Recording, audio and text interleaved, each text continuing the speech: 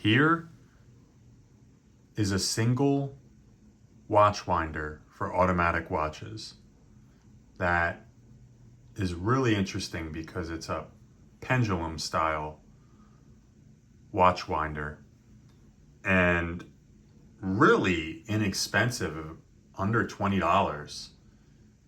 It comes in two versions that can either be battery powered or you can plug it in via USB. I went with the USB option, and it takes about less than 5 minutes to put together. You can't be forceful with the parts because they're plastic, but it's relatively, I would say, really easy to put together if you just read the instructions that come along with it or watch one of the videos. A lot of people break the parts because they're just too forceful, but it has a button over here that you can adjust the speeds, and if you long press it, that puts it into the first lower speed mode.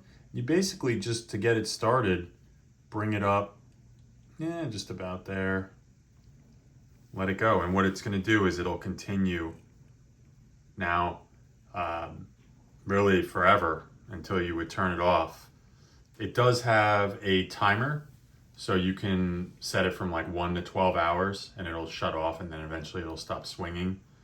It does have 3 speed modes: low, called a medium, and then a fast mode. I think there is actually a dual watch option for this that you could buy, where it would just have kind of like a bigger watch holder there, but I went with the single one. And like I said, the noise is basically, like if it's completely quiet in the room, you're definitely going to hear a little bit of a sound, but not any louder than like a regular watch winder would be. I don't know. It works with a bunch of automatic watches that I have. This is an Omega Dark Side of the Moon right now, and I'm pretty sure there's going to be one that it doesn't work with for some reason, but this is what I have going right now.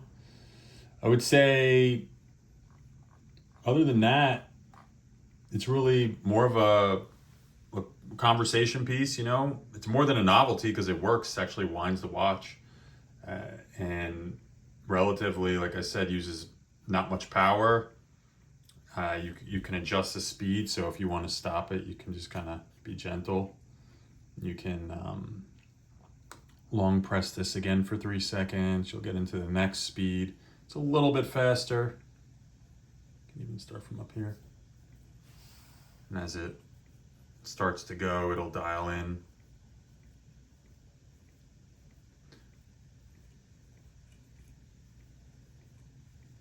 I'd probably go with the timer option just to not always have the thing winding.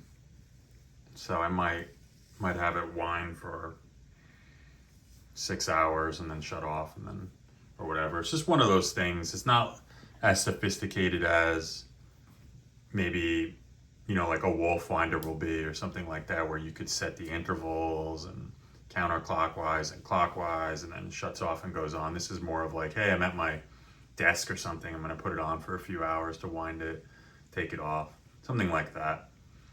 It does have a little bit of a wobble, I guess. Like I said, everything's plastic, and depending on how heavy your watch is, that'll dictate, I guess, how much this thing moves and flexes, but nothing that makes me feel like it's going to fall over or it's just going to break and your watch is going to fall and get damaged or anything like that. So this is the medium right now, and then we'll move it to the fast. And that's just another long press here. And the lights come on there, let you know.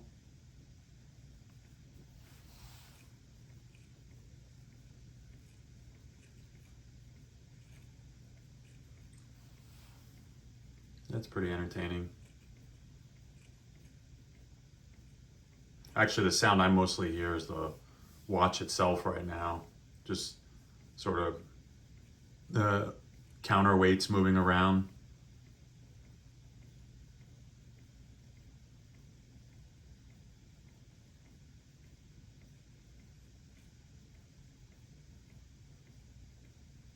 I think I prefer the lowest setting. I like it to go a little slower. But choose whatever works for you. Other than that, there's really nothing more to it. It is padded, which is nice. Right where your watch face would sit there, and